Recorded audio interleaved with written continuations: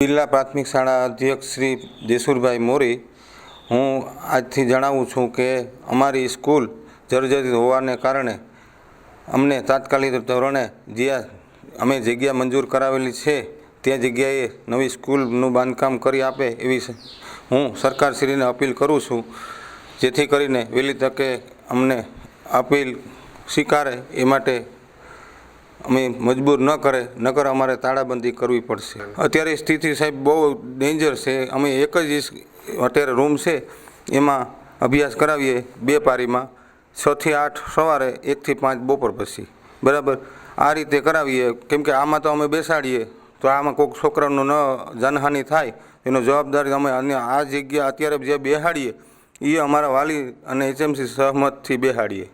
એ લોકો તો એમ કહે કે ઓનલાઈન કરો, ઓનલાઈન અમારે અત્યારે અમારો લતોસી જે છે ને એ હાવ નબળો વર્ગ છે, બરાબર કોઈ આગળ એને એન્ડ્રોઈડ મોબાઈલ નથી। બીજા નંબરમાં તો અમારે એનો કઈ રીતે એને એડજસ્ટ કરવું, એટલે એ માટે થઈ અને અમે 2 પારી કરીએ સહમતિથી। અને અમે 2022માં આનું લેટર આપેલું છે કે આ જર્જર હાલતમાં છે, પણ એ છતાં અમે પછી 2 વર્ષ સુધી દોડ્યા। કલેક્ટરે અમને જગ્યા મંજૂર કરી દીધેલી છે, જગ્યા મંજૂર કરી દીધી પછી એનું આપણે આવી ગઈ ગ્રાન્ટ આવી ગઈ હતી, પાછી ગ્રાન્ટ વહી ગઈ અને અત્યારે અમે એને પૂછીએ તો એ કે ગ્રાન્ટ એ કે આવે એને નહીં, કે ગાંધીનગર તમારું કામ ચાલુ છે। આ રીતના અમને પ્રશ્ન એ લોકો કરે। મારું નામ હીરવા માયાભાઈ મકવાણા છે, હું 5મા ધોરણમાં ભણું છું। અમારી આ જર્જરી શાળા છે, આ